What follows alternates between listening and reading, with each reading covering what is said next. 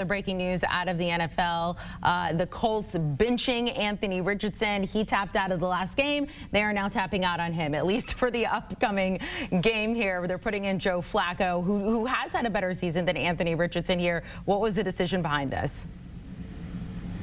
Well, it was the play and it was the tapping out. But let's focus on the play. Anthony Richardson, in a game that he has finished so far this season, has not thrown above 50% completion percentage, which is unheard of in the modern NFL, right? Completion percentages are up almost across the board.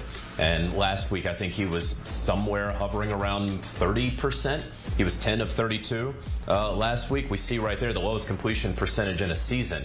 No one is close to Anthony Richardson over the last 13 years. And the guy who was closest to him was a guy who converted to tight end a few years ago, right, in Tim Tebow. So it's going to be Joe Flacco against the Minnesota Vikings. You want a veteran like Flacco against a defense like Brian Flores's. Honestly, truthfully, frankly, it probably was not going to be very good for Anthony Richardson against the Vikings defense with the time that they've had on a bit of a longer week. But lastly, it's the tapping out. And it wasn't just simply, Amanda, that he tapped out. It was that with a smile, he admitted it after the game, right? It's unheard of. I heard Matt Ryan on Pushing the Pile with Mike Renner and Kyle Long yesterday say essentially he had never seen or heard of that from Pop Warner on up. And so that was going to be really hard for Anthony Richardson to overcome. If the play had been there, maybe you can deal with it, right? Maybe. But this is something that you have to send a message also to the rest of the locker room. I was talking with a personnel executive earlier today who talked about Anthony Richardson, who had been turning some Colts wins into Colts losses. You want to evaluate the the second-year quarterback who you invested the number 4 overall pick in just more than a year ago. You want to develop him. He clearly needs reps, right? We said that when he was coming out of Florida. But at some point, with a team like the Colts hovering at 500 with an opportunity at the playoffs, you can't keep looking these guys in the face in the locker room and say, I know that he gives us the best chance to win. That has not been true. Joe Flacco gives them the best chance to win in most games, but certainly against a very unorthodox defense like the Minnesota Vikings. That I'll tell you this, I am certain that the Vikings coaches are upset that they are getting Joe Flacco. They would want to get Anthony Richardson, but the Colts making that decision with Flacco. You mentioned those playoffs hopes there. Look, right now, if the season ended today, we're only halfway through. They're on the outside looking in right now with about a 36% chance to make the postseason. So that is Joe Flacco going up against the Vikings. Do you think, JJ, though, we're looking at Joe Flacco from here on out unless something changes and he starts to perform poorly? It's hard to say.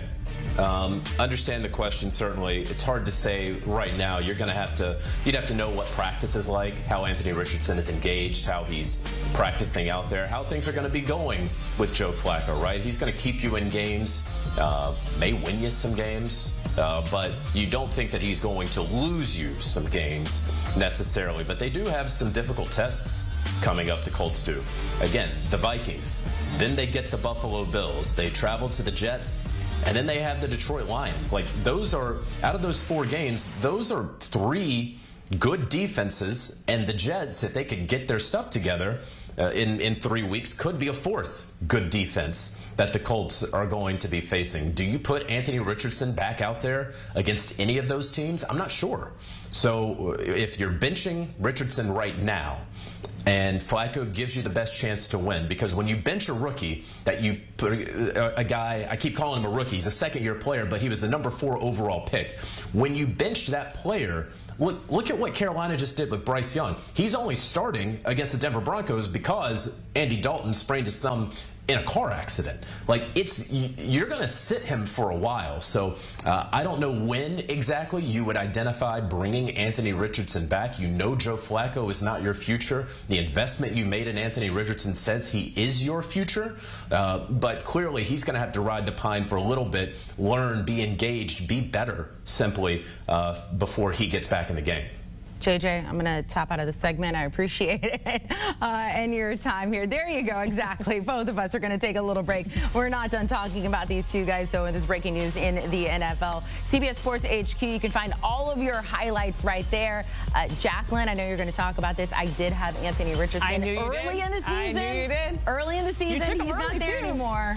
I don't know. It was like the 5th round. Kind of early for a quarterback. Girl, my season's all messed up.